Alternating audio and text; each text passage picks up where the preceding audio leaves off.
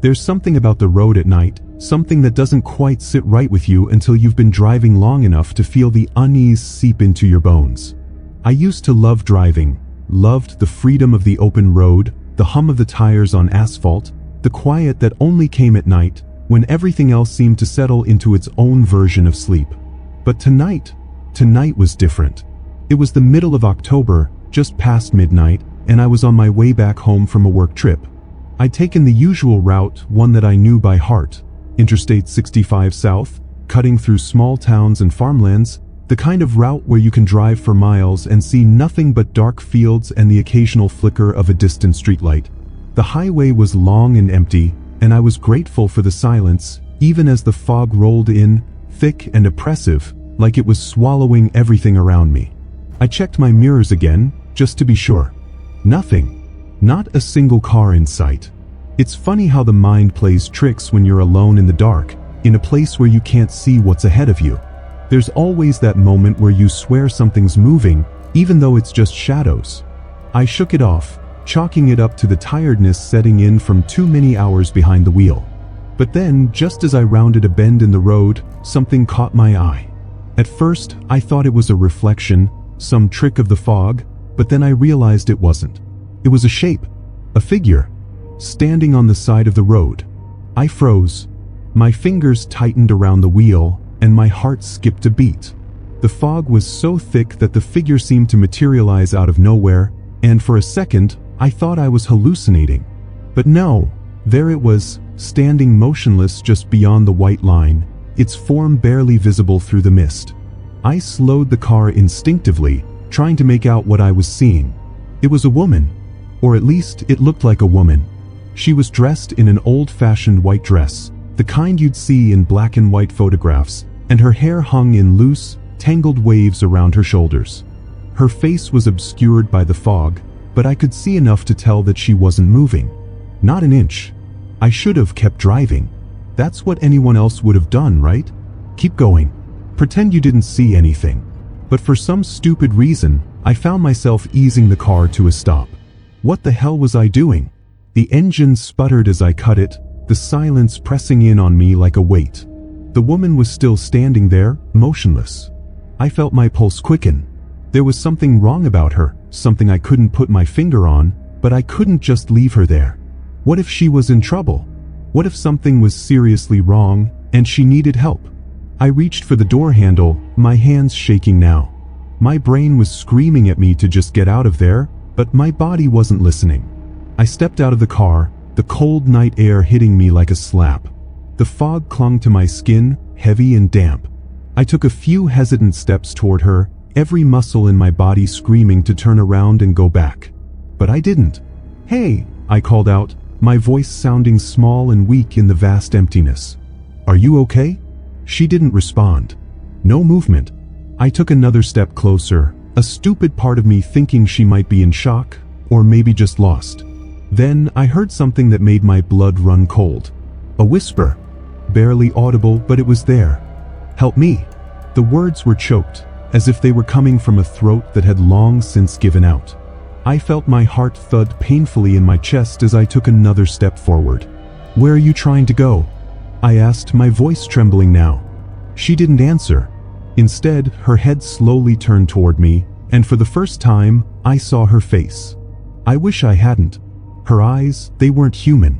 There was no other way to describe them, just black voids, hollow and empty, with no whites, no pupils. Just endless, consuming darkness. And her skin, pale, almost gray, stretched tight over her bones, like the very life had been sucked out of her. She opened her mouth, but the words that came out weren't what I was expecting. "Run." That's when I felt it. The air around me seemed to shift, like something invisible was pressing in, crushing the space between us. A chill ran down my spine, and I couldn't breathe. Something was wrong. Terribly wrong. I didn't wait to figure it out. I spun around, sprinting back to the car, my legs moving faster than they ever had before. But as I reached for the door, a scream tore from my throat. The door was locked. But I fumbled frantically with the keys, my hands slick with sweat, my heart hammering in my chest. But no matter how fast I moved, I couldn't get the door open. Behind me, I could hear the faintest sound, footsteps. Slow, measured, steady. I turned my head just for a second, and that was enough. She was right there, barely 5 feet away. Her mouth was stretched wide open now, impossibly wide, and her hands were outstretched toward me. Her nails were long, jagged, like they'd been grown and sharpened on something terrible. The blackness in her eyes was now a swirling, inky void, and I could hear something coming from inside it. A voice.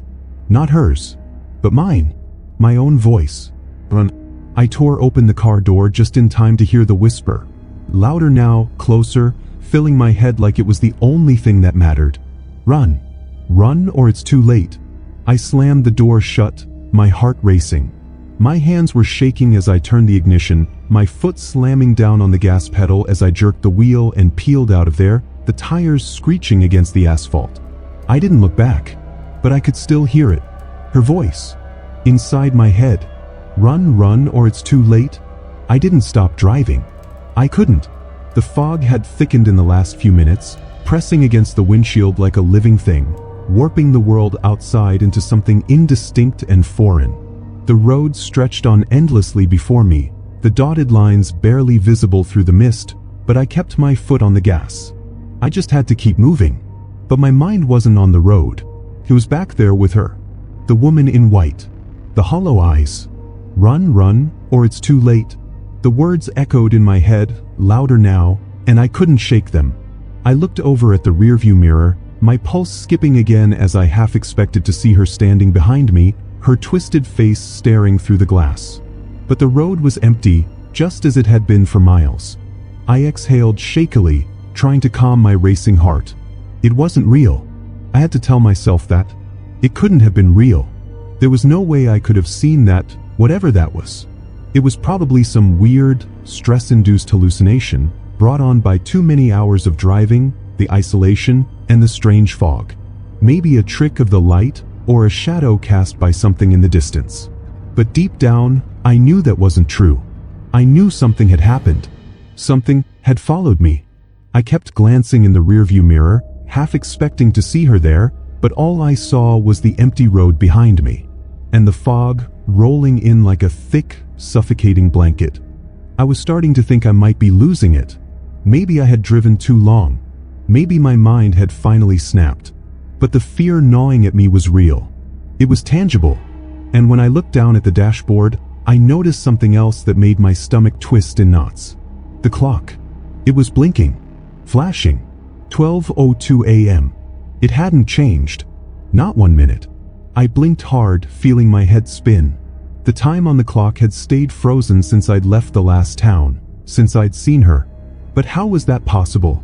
I stared at the clock, trying to force some rational thought into my mind. Maybe it was a glitch in the car's electronics. Maybe the fog was messing with my perception. But no matter how hard I tried to reason with myself, the fear remained, growing more insistent. Then I heard it again. A whisper. Help me.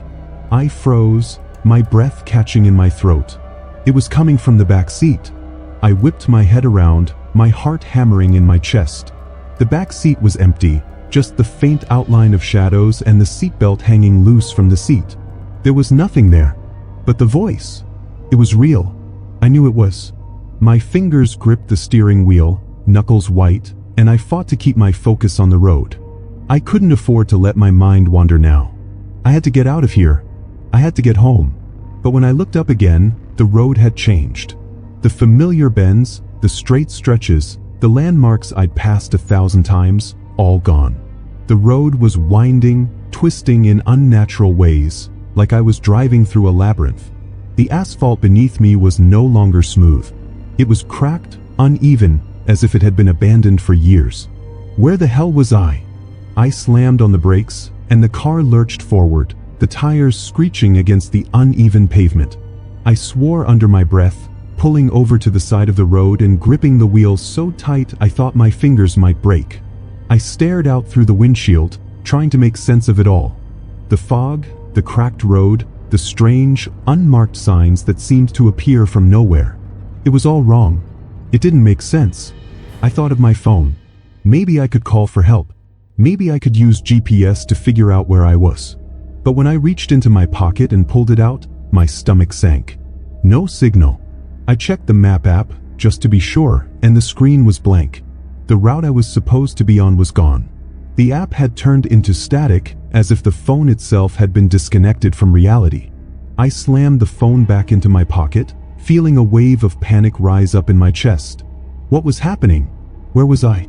And more importantly, why couldn't I remember how I had gotten here? I tried to calm myself. Think logically. I had to get back on track. I just needed to turn around and retrace my steps. I glanced at the rearview mirror again, half expecting to see her standing behind me. But all I saw was more fog, thicker now, swirling around like a living thing. Then something else caught my eye. A light. A flickering orange glow, like the weak beam of a distant streetlight, barely visible through the mist. I couldn't be sure if it was real, but something pulled me toward it. Some primal instinct that made my foot press down on the gas without thinking. I drove toward it, the fog thickening the closer I got, until the light became a beacon. It grew brighter, almost blinding, and I squinted through the windshield, trying to make sense of it. When I rounded the corner, I saw it. A small building. Old, dilapidated, barely standing. It was the kind of structure you'd expect to find in forgotten ghost towns, decaying from years of neglect. But it wasn't just the building that caught my attention. It was the people standing in front of it. They were lined up on the road, facing me. Their faces were pale, drawn, hollow, like the woman in white. But this time, there were more of them. Dozens of them. All standing perfectly still. Watching me. I slammed on the brakes, my pulse thundering in my ears. What the hell was going on? I tried to back away, but before I could even move the car, the figures started to advance. Slowly, steadily, and with each step they took, the fog seemed to deepen, suffocating everything in its path. The figures were getting closer. I could see their faces more clearly now, and the horror of it hit me in waves. Their skin was pale, almost ashen, like they had been drained of all life. Their eyes, like hers, were dark, deep voids. No pupils, no whites, just endless black, as though they were staring straight through me. I wanted to turn around and leave. My foot hovered over the gas pedal, but I couldn't move. I was paralyzed by the sheer terror of it all. Why were they here? What did they want? I watched them, feeling as if I were sinking into quicksand. Each figure took a step closer, their movements unnaturally slow, as if they were in no hurry. They seemed to float across the cracked asphalt, their feet barely disturbing the air around them.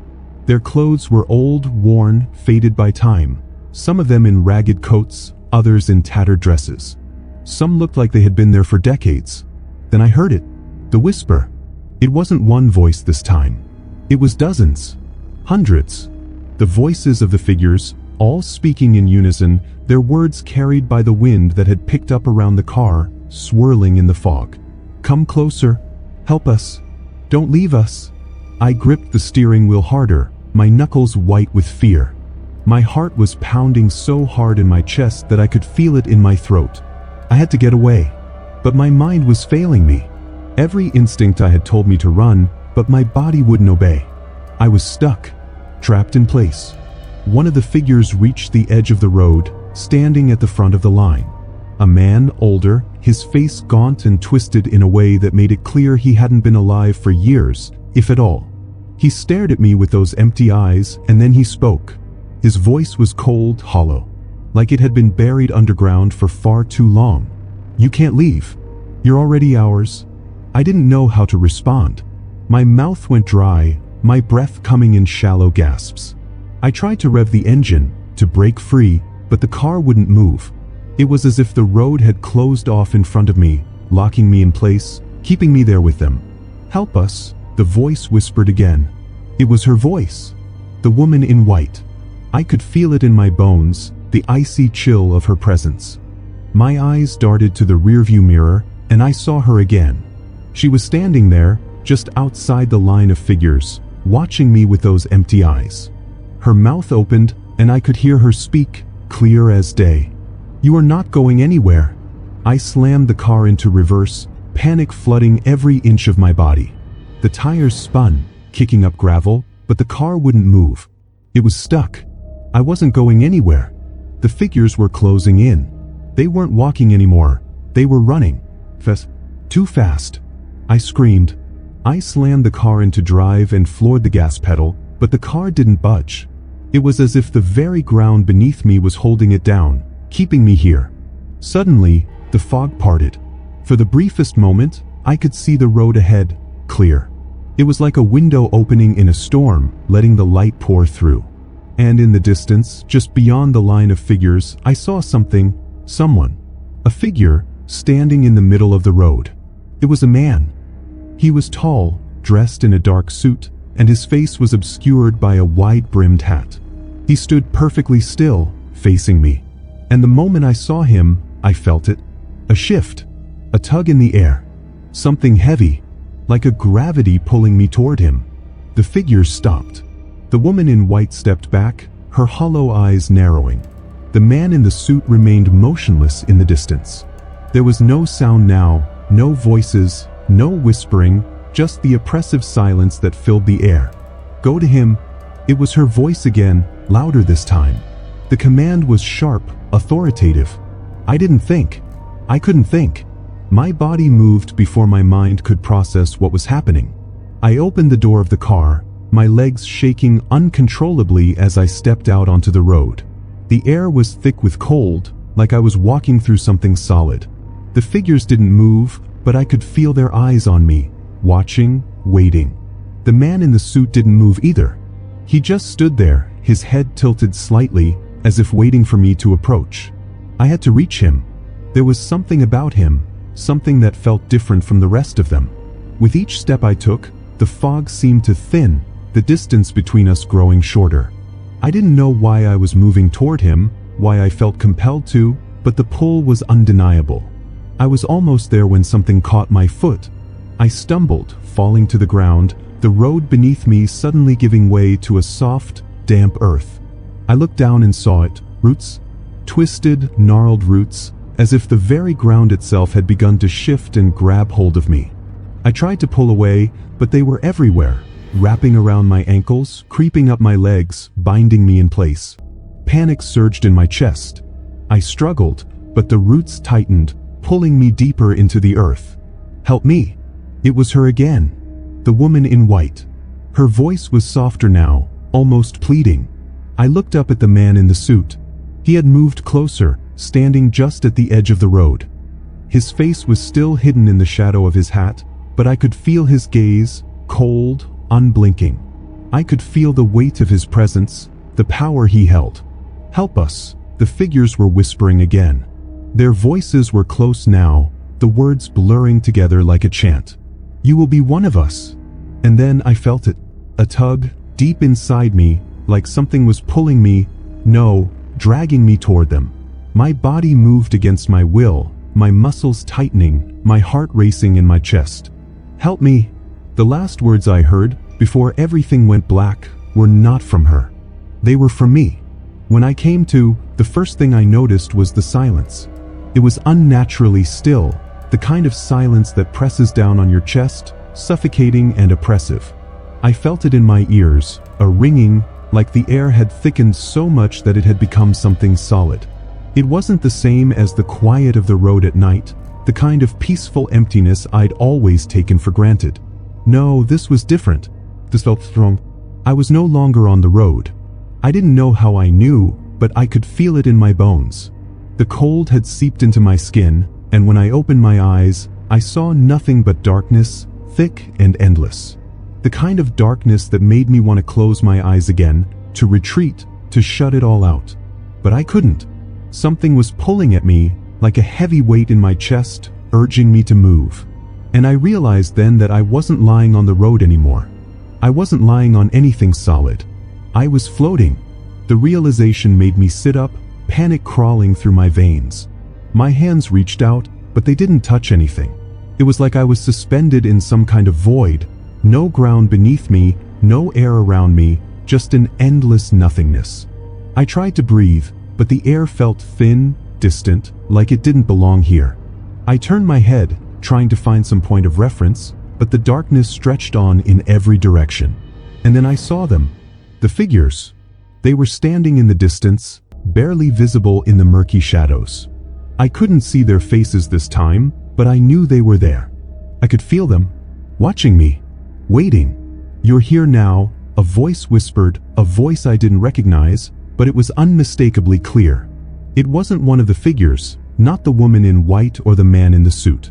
This voice was different. It sounded ancient, like it had come from deep within the earth itself. "You've crossed the line." I couldn't move, couldn't speak. The weight of the words settled into my chest like lead, crushing me. "There's no going back," the voice continued. "You belong to us now." I struggled, trying to push against whatever was holding me. But the more I fought, the more the air seemed to close in around me, like I was sinking deeper into the darkness. And then the figures stepped forward, the ground beneath them shifting, the air around them warping in ways I couldn't understand. I could feel them getting closer, their presence pressing in on me like a storm. The first one to reach me was the woman in white. She wasn't the same as before. Her face was still hollow, her eyes still black voids, but now she seemed more tangible, more real. She floated just inches from my face, her lips stretching into a slow, unnatural smile. "You should have left," she said, her voice so soft it was almost like a caress, but there was a sharpness behind it, like a blade hidden beneath the surface. "Now you'll never leave." I felt the weight of her words settle into my mind, a poison seeping through my thoughts. My skin crawled. My breath caught in my throat. I turned my head to the side, desperate to escape her gaze, and that's when I saw the others. They were closer now. All of them. The man in the suit. The old man with the gaunt face. A child, no more than 5 or 6, with hollow eyes and a smile that stretched far too wide. They were all there, standing like statues, watching me, waiting for something. But what did they want from me? "Don't be afraid," the man in the suit said, his voice smooth, like a river flowing over stones. "You'll understand soon enough." His words felt like a promise. A terrible, inevitable promise. "You're one of us now," the child's voice echoed, the words coming out in a giggle that shouldn't have belonged to a child. It was wrong. So wrong. And then it clicked. The faces. The eyes. The whispers. The way they moved so slowly, so deliberately. They weren't alive. They were dead. And I was one of them now. I could feel it. A coldness inside me, spreading like ice through my veins. A heaviness settling into my bones. I wasn't breathing the same air anymore. I wasn't in the same world anymore. The woman in white stepped closer, and I couldn't stop myself from trembling. Her hand reached out, fingers cold as stone, and she placed it gently on my shoulder. I felt the contact, and it sent a jolt through my body, like electricity running through my skin. But it wasn't painful. It was numb. So numb. "You've joined us," she whispered, her voice both a comfort and a warning. "You'll never be alone again." I couldn't speak, couldn't move. The more I looked at them, the more I realized they weren't going to kill me. They had already killed me. I had crossed over. The line had been crossed when I stepped out of my car. When I let myself get too close to the woman in white. When I'd been foolish enough to listen to the whispers. And now I was one of them. A cold hand took mine, pulling me gently toward the others. The man in the suit stepped forward, his face still hidden in shadow. "You will help us," he said. "We need more." I looked around at the figures, each of them standing still, waiting. Waiting for me. "We need more to join us," he repeated, his voice a low murmur. "You will help bring others here." I didn't know how, didn't know what he meant, but I felt it in the pit of my stomach. The tugging, the cold pull in my chest. The weight of it all. I was going to help them. And the road I'd driven down, the road, wasn't going to let me leave. The darkness around me thickened, more tangible now, like I was drowning in it. The weight of the figures pressing in on me, their hollow eyes fixed on my every movement, was suffocating. I could feel the pulse of their collective presence, an oppressive force that seemed to drown out everything else. I tried to move, tried to pull away, but my limbs felt heavy, like the air itself was pulling me down. My body had turned into something foreign, like it didn't belong to me anymore. "You'll help us," the man in the suit repeated, his voice steady, sure, as though this was already decided. I wanted to scream, wanted to fight, but the words died in my throat. There was no room for resistance here. There was no room for me. The world had shifted and I was no longer part of it. But I could hear something now. A low hum. A vibration that filled the space around me. I realized it wasn't just the air that had changed, it was the very fabric of this place. It was alive. Not in the way the living are alive, but something darker, more ancient, pulsing with the energy of things long forgotten. I turned to look at the woman in white. She was standing next to me, still as silent as before, her hollow eyes locked on mine. But this time, there was something different about her expression. A look of quiet satisfaction, like she was watching the final pieces of a puzzle fall into place. "It's not your fault," she said softly, her voice a lullaby of despair. "You were always meant to join us. We all are. Some sooner, some later. But we all come." I wanted to look away, to escape that dead gaze, but something kept me anchored. My eyes couldn't leave hers. And as they locked onto mine, I felt a deep, cold sense of truth settle inside me. I wasn't just a witness to whatever this was. I was part of it now.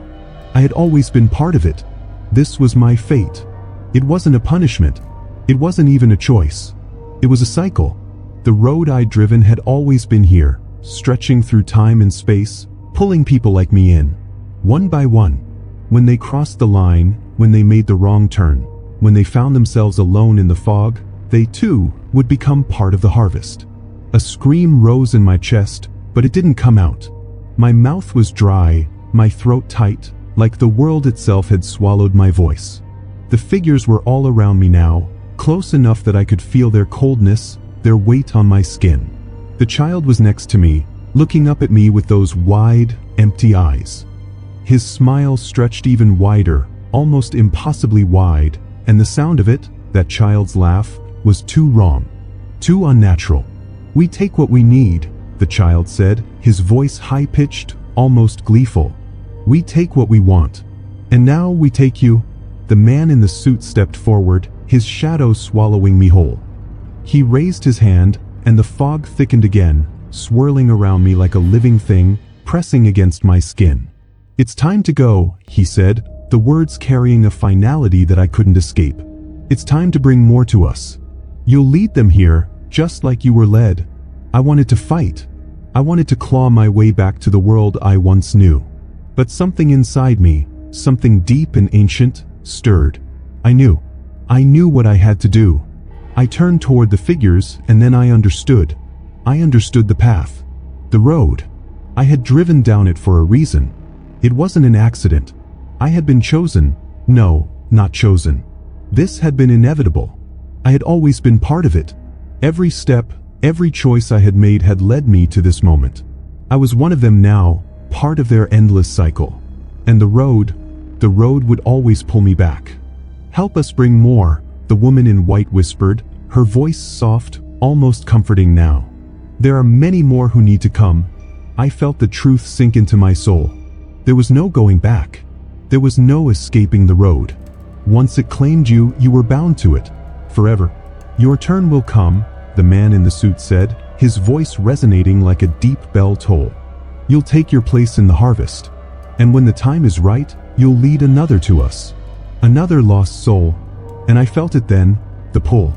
A dark thread tugging at my chest, pulling me back to the car. I wasn't free to choose anymore. The road was calling, louder now, the whispering voices from the fog blending together, forming a single chant. "Run. Run." But it wasn't a plea. It was a command. I was already on my feet, moving toward the car. My body moved without my consent, as though the road had its grip on me now, a tight fist around my soul. The figures were behind me, silent, still, but I could feel them following, watching, waiting. I opened the car door, and the familiar sight of the road greeted me again. Only this time, it looked different. Darker. Older. The lines on the road were faded, the signs crooked and broken. The fog had returned, thicker than ever, swirling in violent spirals. I sat in the driver's seat, hands on the wheel. And for the first time, I understood the true nature of the journey. It was never meant to end. It was a cycle, stretching back beyond time, beyond understanding. Once you took that road, you could never escape it. The woman in white appeared in the passenger seat, her hollow eyes gazing straight ahead. She didn't speak, but her presence filled the space, suffocating me. "Drive," she said, and the word was like a breathless command, as if she had always been there, waiting for me to obey. I put the car in gear, the engine sputtering to life as the tires began to roll again. The road stretched ahead, endless and dark, the fog closing in around me. But I wasn't driving. Not really. I was being driven. And in the distance, I saw it, a figure standing in the fog. A man. A woman. Someone like me. Someone lost. I didn't need to look. I already knew what was ahead. The fog was thick now, swirling in waves, rolling over the car like it was alive. It pressed against the windshield with a hunger I could feel in my bones. My hands gripped the steering wheel with a numbness that went deeper than mere fatigue. I wasn't just tired. I was lost. I wasn't the one driving. I hadn't been for a long time. The road stretched out before me, endless and unforgiving. It wasn't a road anymore. It was a path that led only in one direction, into the thickening mist and shadows, where I would find nothing but more fog and the whispering voices of those who had gone before me. I glanced in the rearview mirror. The figures were there. Not in the seat behind me, but in the reflection. The woman in white, the man in the suit, the child with the impossibly wide smile. They were standing in the fog, watching me, waiting. But they weren't just watching. They were guiding me. And that's when I knew. There was no escape. Not anymore. There never had been. The car rumbled on, the engine a soft, almost rhythmic hum beneath me, as if it were part of the world itself. My foot pressed on the gas without thought, without hesitation, as the road twisted and turned in unnatural ways, stretching out ahead of me like an endless serpent. It curved into the fog, and the farther I drove, the less I could see of what lay ahead. And yet I knew the way. I had always known. I had always been meant to know. And that's when I saw her. The woman in white. She was standing in the middle of the road. I slammed on the brakes, the tires screeching, but it didn't matter. There was no stopping. The car kept moving even as I fought the wheel, pulling it to one side, trying to avoid her. But she was already there. Her eyes locked onto mine, hollow and black, her face a mask of both pity and something darker. She stepped forward, and the world around me seemed to bend with her movement. The air thickened. The fog grew colder. "It's time," she whispered. The words hung in the air, sharp and final. I froze, unable to speak, unable to breathe. It wasn't like before. The pull, the darkness, the weight of it all wasn't just outside me anymore. It was inside me. It had always been inside me, buried deep in my soul. I couldn't fight it anymore. "It's time," she repeated, her voice soft, but with the finality of a death sentence. I wanted to scream, to run, but my body wouldn't obey. My fingers were still wrapped around the steering wheel, and I could feel the road under my feet, the hum of the engine as it carried me forward. "You've crossed the line," she said. "You belong to us." I knew then what she meant. I wasn't just a passenger anymore. I wasn't just part of this endless cycle. I was the one now. I was the one who would bring others to this place. I was the one who would guide them here, just as I had been guided. The road was my road now. The fog was my fog. And the figures, they were me. I had become one of them. I reached for the door handle without thinking, and the moment my hand touched it, the world around me shifted. The car disappeared. The road vanished. The fog was gone. And in its place, I was standing on the edge of an infinite void. A sea of darkness stretched before me, the cold air wrapping around me like a shroud. The woman in white stood beside me now, her presence looming large in my peripheral vision. "You will bring them here," she said softly, like the air was thick with a truth I had always known, but had never truly understood. "The road will call. And they will come. One by one, just as you did." I turned toward her. Her face, the hollow eyes, the smile stretched too thin, like it was ready to snap at any moment. She wasn't just a part of this place. She was this place. The sound of tires on asphalt echoed from the distance, faint at first, but growing louder. I knew what was coming. A car. I looked up. The headlights cut through the fog, casting long shadows against the empty road. I didn't need to look at the driver. I knew who it would be. It was always the same. "Go," the woman whispered. "It's your turn now." I turned and stepped toward the edge of the road, my feet sinking into the ground as though it was swallowing me whole. I felt my body change, becoming something else, something older, something colder. The car was closer now, and I could hear the hum of the engine as it approached.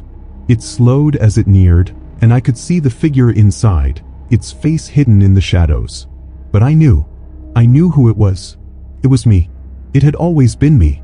And as the car came to a stop in front of me, the door creaked open, and I stepped inside, the road stretching out before me once again. There was no escape. I was already on the road. I had always been on the road. And now it was time to bring the next one.